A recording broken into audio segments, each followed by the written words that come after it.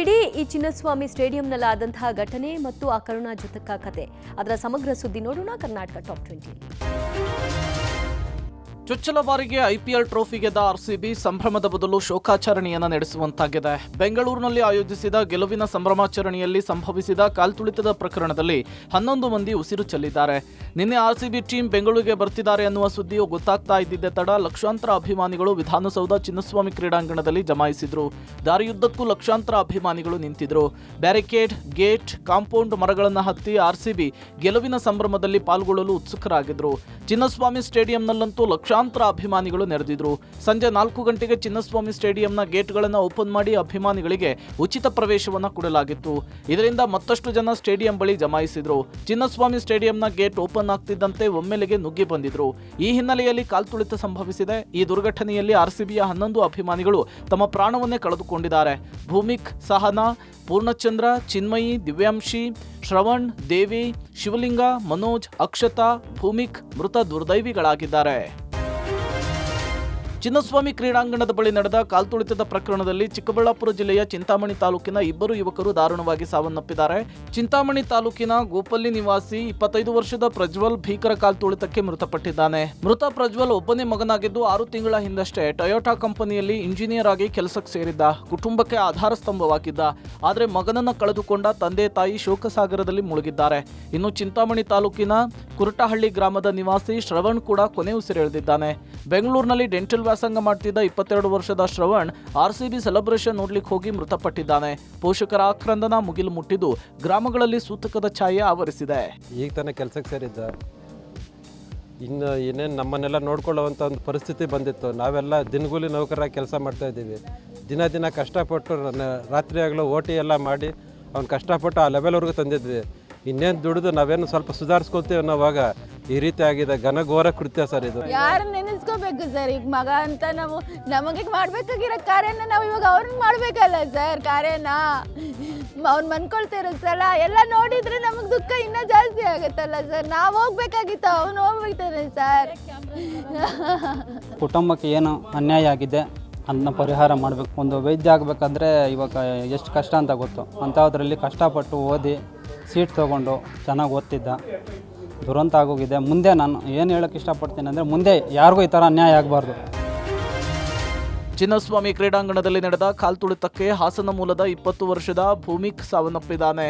2ನೇ ವರ್ಷದ ಇಂಜಿನಿಯರಿಂಗ್ ವಿದ್ಯಾರ್ಥಿಯಾಗಿದ್ದ ಭೂಮಿಕ್ ಸ್ನೇಹಿತರೊಂದಿಗೆ ಆರ್ಸಿಬಿ ವಿಜಯೋತ್ಸವ ನೋಡುವುದಕ್ಕೆ ಚಿನ್ನಸ್ವಾಮಿ ಸ್ಟೇಡಿಯಂಗೆ ಆಗಮಿಸಿದ್ದ.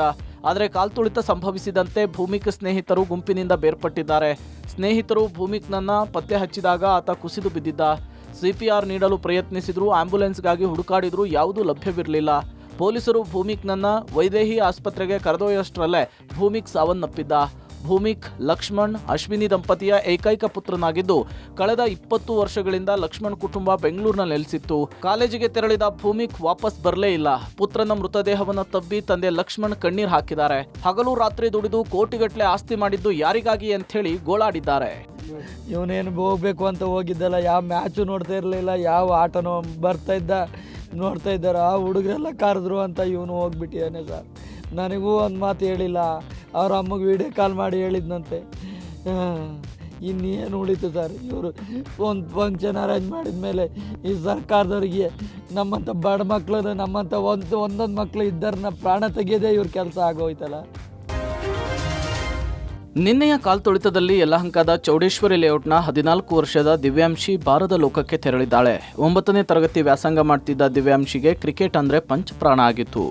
ಆದ್ರೀಗ ಆ ಅಭಿಮಾನವೇ ದಿವ್ಯಾಂಶಿ ಪ್ರಾಣವನ್ನೇ ತೆಗೆದಿದೆ. ವಿರಾಟ್ ಕೊಹ್ಲಿಯನ್ನ ನೋಡಲೇಬೇಕು ಅಂತ ಹೇಳಿ ದಿವ್ಯಾಂಶಿ ಹಠ ಹಿಡಿದಿದ್ರಿಂದ ತಾಯಿ ಅಶ್ವಿನಿ, ಮಗಳು ದಿವ್ಯಾಂಶಿ ತಂಗಿ ರಚನಾ ಅವರನ್ನ ಚಿನ್ನಸ್ವಾಮಿ ಕ್ರೀಡಾಂಗಣಕ್ಕೆ ಕರೆದುಕೊಂಡು ಹೋಗಿದ್ರು. ಆದರೆ ಈ ವೇಳೆ ಕಾಲ್ತುಳಿತ ಸಂಭವಿಸಿದ್ದು ದಿವ್ಯಾಂಶಿ ಮಿಸ್ ಆಗಿದ್ಲು. ಕಾಲ್ತುಳಿತದಿಂದ ಹೇಗೋ ತಾಯಿ ಅಶ್ವಿನಿ ತಪ್ಪಿಸಿಕೊಂಡು ಬರುವಷ್ಟರಲ್ಲೇ ದಿವ್ಯಾಂಶಿ ಪ್ರಾಣ ಪಕ್ಷಿ ಹಾರಿ ಹೋಗಿತ್ತು. ಸ್ವಿಮ್ಮಿಂಗ್ನಲ್ಲಿ ಗೋಲ್ಡ್ ಮೆಡಲ್ ಪಡೆದಿದ್ದ ದಿವ್ಯಾಂಶಿ ಉಸಿರುಗಟ್ಟಿದ್ರಿಂದ ಸಾವನ್ನಪ್ಪಿದ್ದಾಳೆ. ನನ್ನ ಮಗಳ ಸಾವಿಗೆ ಸರ್ಕಾರದ ನಿರ್ಲಕ್ಷ್ಯವೇ ಕಾರಣ ಅಂಥೇಳಿ ತಾಯಿ ಅಶ್ವಿನಿ ಆರೋಪಿಸಿದ್ದಾರೆ. She was so fascinated about cricket. ನನ್ನ ಜೊತೆಲೇ ಇದ್ಲು. ಬಟ್ ಆ ಒಂದು 5 ಮಿನಿಟ್ಸ್ಗೆ ನಾವು ಮಿಸ್ಪ್ಲೇಸ್ ಆದ್ವಿ. ನಾನು ಆಲ್ರೆಡಿ ಫಸ್ಟ್ ಬಿದ್ದೆ. I was running out of breath. somehow I escaped from there. I rescued one person. ಅವ್ರನ್ನ ನಾನು ಎಬ್ಸಿ ಪಕ್ಕಕ್ಕೆ ಬಂದೆ. ಅವ್ರ ವೈಫ್ ಡಿರೆಕ್ಟ್ ಆಯಿತು. Teachers are so proud of her. Entire ಸ್ಕೂಲಲ್ಲಿ she is having so much of recognition. ನಾನು ಯಾರನ್ನೂ blame ಮಾಡಲ್ಲ. ಚಿನ್ನಸ್ವಾಮಿ ಸ್ಟೇಡಿಯಂ ಬಳಿ ಕಾಲ್ತುಳಿತದಲ್ಲಿ ಮಂಡ್ಯದ ಕೆಆರ್ಪೇಟೆ ಮೂಲದ ಪೂರ್ಣಚಂದ್ರ ಸಾವನ್ನಪ್ಪಿದ್ದಾರೆ. ಕೆಆರ್ಪೇಟೆ ತಾಲೂಕಿನ ರಾಯಸಮುದ್ರ ಗ್ರಾಮದ 25 ವರ್ಷದ ಪೂರ್ಣಚಂದ್ರ ಮೈಸೂರಿನ ಖಾಸಗಿ ಕಂಪನಿಯಲ್ಲಿ ಸಿವಿಲ್ ಇಂಜಿನಿಯರ್ ಆಗಿ ಕೆಲಸ ಮಾಡ್ತಿದ್ರು. ಮೊನ್ನೆ ಹೆಣ್ಣು ನೋಡ್ಕೊಂಡು ಬರೋದಕ್ಕೆ ಹೋಗಿದ್ದ ಪೂರ್ಣಚಂದ್ರ ನಿನ್ನೆ RCB ವಿಜಯೋತ್ಸವವನ್ನು ನೋಡಲಿಕ್ಕೆ ಬೆಂಗಳೂರಿಗೆ ಬಂದಿದ್ರು. ಈ ವೇಳೆ ಕಾಲ್ತುಳಿತಕ್ಕೆ ಬಲಿಯಾಗಿದ್ದಾರೆ. ಇದ್ದೊಬ್ಬ ಮಗನನ್ನ ಕಳೆದುಕೊಂಡು ಪೋಷಕರು ಗೋಳಾಡುವಂತಾಗಿದೆ. ನನಗೊಬ್ಬನೇ ಮಗ, ನನ್ನ ಮಗ ಭಾಳ ಆಕ್ಟಿವ್ ಆಗಿದೆ ಸರ್, ಭಾಳ ಬುದ್ಧಿವಂತ. ಅವ್ನು ನಾವು ಅಪ್ಪ ಮಕ್ಕಳಂಗೆ ಏನು ಇರಲಿಲ್ಲ ಸರ್, ಸ್ನೇಹಿತರಂಗೆ ಇದು ಮಾಡ್ತಿದ್ದೆ. ಅವನ ಬಗ್ಗೆ ಭಾಳ ಆಸೆ ಇಟ್ಕೊಂಡಿದ್ದೆ ಸರ್. ನಮ್ಮ ಬುಟ್ಟೆಲ್ಲ ಹೊಂಟೋದೆ ಸರ್. ಅವನು ನಮ್ಮ ಮದುವೆ ಮಾಡಬೇಕು ಅಂತಲೇ ಹೆಣ್ಣು ನೋಡಿ ಅವನು ಹೋಗಿ ಅಲ್ಲಿ ಮೈಸೂರಿಗೆ ಹೋಗಿ 2:30 ಹೋಗೋನೆ ಸರ್. ಚಿನ್ನಸ್ವಾಮಿ ಕಾಲ್ತುಳಿತದ ಪ್ರಕರಣದಲ್ಲಿ ಮೃತಪಟ್ಟವರ ಪೈಕಿ ಕೋಲಾರ ಜಿಲ್ಲೆಯ KGF ತಾಲೂಕಿನ ಸಹನಾ ಕೂಡ ಒಬ್ಬರು. ಇತ್ತೀಚೆಗಷ್ಟೇ ಇಂಜಿನಿಯರಿಂಗ್ ಮುಗಿಸಿದ ಸಹನಾ ಬಾಷ್ನಲ್ಲಿ ಸಾಫ್ಟ್ವೇರ್ ಡೆವಲಪರ್ ಆಗಿದ್ರು. ಸಹನಾ ಕೆಲಸಕ್ಕೆ ರಜೆ ಹಾಕಿ ಆಚರಣೆಯಲ್ಲಿ ಭಾಗಿಯಾಗುವುದಕ್ಕೆ ಸ್ನೇಹಿತರೊಂದಿಗೆ ಆಗಮಿಸಿದ್ರು. ನೂಕುನುಗ್ಗಲು ಉಂಟಾಗಿ ಸಹನಾ ಕೆಳಗೆ ಬಿದ್ದಿದ್ದಾರೆ. ಪೊಲೀಸರು ಆಕೆಯನ್ನ ವೈದೇಹಿ ಆಸ್ಪತ್ರೆಗೆ ಸ್ಥಳಾಂತರಿಸಿದ್ರು. ಸಾವನ್ನ ಗೆಲ್ಲಲು ಸಾಧ್ಯವಾಗಲಿಲ್ಲ.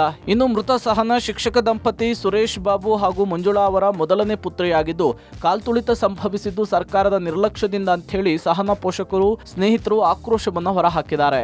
ಯಾ ತಂದೆ ತಾಯಿಗೂ ಈ ತರ ಕಷ್ಟ ಬೇಡ ಅಂತ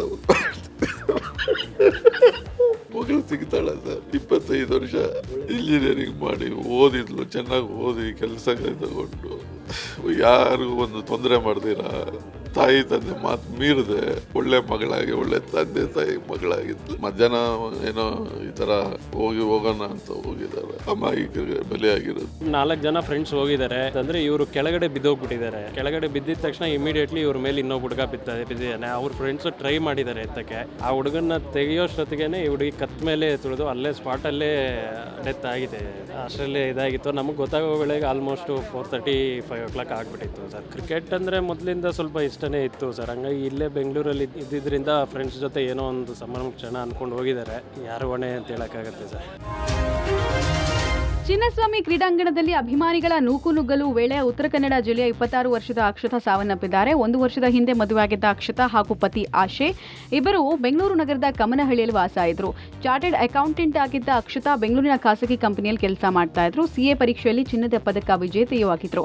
ಇಬ್ಬರು ನಿನ್ನೆ RCB ಗೆಲುವಿನ ಸಂಭ್ರಮಾಚರಣೆ ನೋಡೋಕೆ ಚಿನ್ನಸ್ವಾಮಿ ಸ್ಟೇಡಿಯಂಗೆ ಬಂದಿದ್ರು. ಈ ವೇಳೆ ಕಾಲ್ತುಳಿತವಾಗಿ ಗಂಡನ ಎದುರೇ ಪತ್ನಿ ಅಕ್ಷತಾ ಪ್ರಾಣ ಬಿಟ್ಟಿದ್ದಾರೆ. ಬೌರಿಂಗ್ ಆಸ್ಪತ್ರೆಯಲ್ಲಿ ಅಕ್ಷತಾ ಮರಣೋತ್ತರ ಪರೀಕ್ಷೆ ಮುಕ್ತಾಯದ ಬಳಿಕ ಕುಟುಂಬಸ್ಥರಿಗೆ ಮೃತದೇಹ ಹಸ್ತಾಂತರ ಆಗಿದ್ದು, ಉತ್ತರ ಕನ್ನಡ ಜಿಲ್ಲೆಯ ಸಿದ್ದಾಪುರಕ್ಕೆ ಮೃತದೇಹ ರವಾನೆ ಮಾಡಲಾಗಿದೆ. ಕುಟುಂಬಸ್ಥರ ಆಕ್ರಂದನ ಮುಗಿಲು ಮುಟ್ಟಿದೆ. ಗೇಟ್ ನಂಬರ್ 17 ಸ್ವಲ್ಪ ಓಪನ್ ಮಾಡಿದ್ರು ಅವರು ಚಿನ್ನಸ್ವಾಮಿ ಸ್ಟೇಡಿಯಂ ಅಲ್ಲಿ. ಎಲ್ರಿಗೂ ಫ್ರೀ ಇದಲ್ಲ ಅಂತ ನಾವು ಹೋಗೋಣ ಅಂತ ಹೋದ್ವಿ. ಫುಲ್ ಜನ ಬಂದ್ಬಿಟ್ರು. ಫುಲ್ ನೂಕುನುಗ್ಲಾಯ್ತು. ನಾನ್ ಬ್ಯಾರಿಕೇಡ್ ಸೈಡ್ ಅಲ್ಲಿ ಇದ್ದೆ. ಅವಳು ನನ್ ಕೈ ಇಟ್ಕೊಂಡು ಈ ಕಡೆ ಇದ್ದು. ಫುಲ್ ನೂಕುನುಗ್ಲಾಯ್ತು. ಜನ ತಳ್ಳಿದ್ರು, ಬಿದ್ರು. ನನ್ನ ಮೈ ಮೇಲೂ ಬಿದ್ರು, ಅವಳ ಮೈ ಮೇಲೂ ಬಿದ್ರು ಫುಲ್. ನಾನಲ್ಲಿ ಹೆಲ್ಪ್ ನಂಗೆ ಪ್ಲೀಸ್ ತೆಗಿರಿ, ಪ್ಲೀಸ್ ಇದ್ ಮಾಡಿ ಅಂತ ನಾ ಹೇಳ್ದೆ. ನನ್ಗೆ ಎಳ್ದು ಸೈಡಿಗೆ ಹಾಕಿದ್ರು. ಬಟ್ ನನ್ಗೆ ಹೇಳಿಬೇಕಾದ್ರೆ ನನ್ನ ವೈಫ್ ಕೈ ತಪ್ಪೋಯ್ತು. ನನ್ಗೆ ಇವರು ಹಾಸ್ಪಿಟಲ್ ನಲ್ಲಿ ಹೋಗಿ ಎಲ್ಲ ಹುಡುಕಿದ ನಂತರ ಇವಳದು ಡೆಡ್ ಬಾಡಿ ಅಲ್ಲಿ ಸಿಕ್ಕಿದೆ. ಇವ್ರಿಗೆ ಮಗನೂ ಅವ್ರ ಜೊತೆಗೆ ಬಿದ್ದವನಿ. ಅವನು 15 ನಿಮಿಷ ಅನ್ಕಾನ್ಸಿಯಸ್ ಆಗಿದ್ದ. ಅವ್ನು ಲೇಡೀಸ್ ಯಾರೋ ಅವ್ನಿಗೆ ಹೇಳೋದು ಸೈಡೇ ಹಾಕಿದ್ದಕ್ಕೆ ಅವ್ನು ಸಿಕ್ಕಿದ. ಚಿನ್ನಸ್ವಾಮಿ ಕ್ರೀಡಾಂಗಣದಲ್ಲಿ ನಡೆದ ಕಾಲ್ತುಳಿತ ಪ್ರಕರಣದಲ್ಲಿ 20 ವರ್ಷದ ಯಕ್ಷಗಾನ ಕಲಾವಿದೆ ಇಂಜಿನಿಯರಿಂಗ್ ವಿದ್ಯಾರ್ಥಿ ಚಿನ್ಮಯಿ ಶೆಟ್ಟಿ ಪ್ರಾಣ ಬಿಟ್ಟಿದ್ದಾಳೆ. ಬಾಸ್ಕೆಟ್ಬಾಲ್ ಆಟಗಾರ್ತಿಯೂ ಆಗಿದ್ದ ಚಿನ್ಮಯಿ ಶೆಟ್ಟಿ ಯಕ್ಷತರಂಗದಲ್ಲಿ ಯಕ್ಷಗಾನ ಕಲಿತಾ ಇದ್ರು. ಮುದ್ದಾದ ಮಗಳ ಮೇಲೆ ಪೋಷಕರು ಬೆಟ್ಟದಷ್ಟು ಕನಸು ಕಟ್ಕೊಂಡಿದ್ರು. ಆದ್ರೆ ಈಗ ಚಿನ್ಮಯಿ ಬಾರದ ಲೋಕಕ್ಕೆ ಪಯಣ ಬೆಳೆಸಿದ್ದಾಳೆ. ಮುದ್ದಿನ ಪುತ್ರಿಯನ್ನ ಕಳ್ಕೊಂಡು ಪೋಷಕರ ಆಕ್ರಂದನ ಮುಗಿಲು ಮುಟ್ಟಿದೆ. ದಕ್ಷಿಣ ಕನ್ನಡ ಜಿಲ್ಲೆಯ ಉಪ್ಪಿನಂಗಡಿ ಮೂಲದ ಚಿನ್ಮಯಿ ಶೆಟ್ಟಿ ಬೆಂಗಳೂರಿನ ಕನಕಪುರ ರಸ್ತೆಯ ಖಾಸಗಿ ಕಾಲೇಜಿನಲ್ಲಿ ವ್ಯಾಸಂಗ ಮಾಡ್ತಾ ಇದ್ಲು. ಬೆಂಗಳೂರಿನ ಬನಶಂಕರಿ ವಿದ್ಯುತ್ ಚಿತಾಗಾರದಲ್ಲಿ ಚಿನ್ಮಯಿ ಶೆಟ್ಟಿ ಅಂತ್ಯಕ್ರಿಯೆ ನೆರವೇರಿತು. ಸರ್ಕಾರದವರು ಸಹ ಸರಿಯಾಗಿ ಏರ್ಪಾಡು ಮಾಡಿರಲಿಲ್ಲ. ಸರ್ಕಾರದ ತಪ್ಪಿಂದ ಸುಮಾರು ಒಂದು 23 ಜನ ಪ್ರಾಣ ಕಳ್ಕೋಬೇಕಾಯ್ತು. ಚಿನ್ನಸ್ವಾಮಿ ಸ್ಟೇಡಿಯಂನ ಕಾಲ್ತುಳಿತ ಪ್ರಕರಣದಲ್ಲಿ ಬಲಿಯಾದವರದ್ದು ಒಬ್ಬರೊಬ್ಬರದ್ದು ಒಂದೊಂದು ಕರುಣಾಜನಕ ಕತೆ. ಬೆಂಗಳೂರಿಗೆ TC ತರೋದಕ್ಕೆ ಅಂತ ಬಂದಿದ್ದ ಯಾದಗಿರಿ ಮೂಲದ ವಿದ್ಯಾರ್ಥಿ ಶಿವಲಿಂಗ ತಾನಾಯ್ತು, ತನ್ನ ಕೆಲಸ ಆಯ್ತು ಅಂತ ಇದ್ದಿದ್ರೆ ಇವತ್ತು ಬದುಕುಳಿತಾ ಇದ್ನೋ ಏನೋ. ನಿನ್ನೆ PUCಗೆ ಸೇರೋದಕ್ಕೆ TC ತರೋದಕ್ಕೆ ಬಂದಿದ್ದ ವಿದ್ಯಾರ್ಥಿ ಶಿವಲಿಂಗ RCB ವಿಜಯೋತ್ಸವದಲ್ಲಿ ಭಾಗಿಯಾಗೋಕೆ ಬಂದಿದ್ದು ಕಾಲ್ತುಳಿತಕ್ಕೆ ಬಲಿಯಾಗಿದ್ದಾನೆ.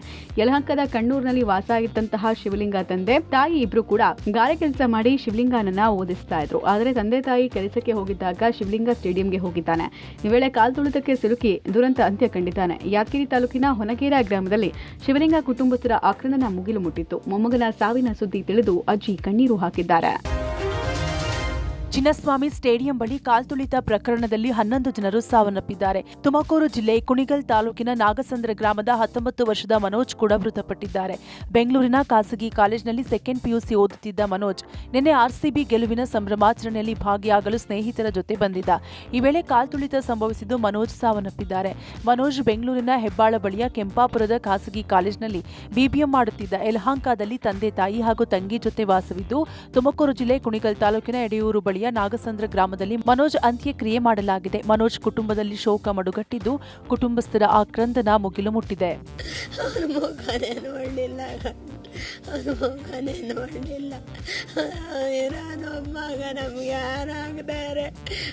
ನನ್ನ ಮಗನೇ ಇಲ್ಲ ಅಂದ್ರೆ ನಾವು ಬದುಕಿದ್ದೇವೆ ಅಂತ ಹೇಳಿ ನನ್ನ ಮಗನೇ ಅದನ್ನು ಕೊಡ್ತಾರೆ. ನನ್ನ ಮಗ ಬೇಕು.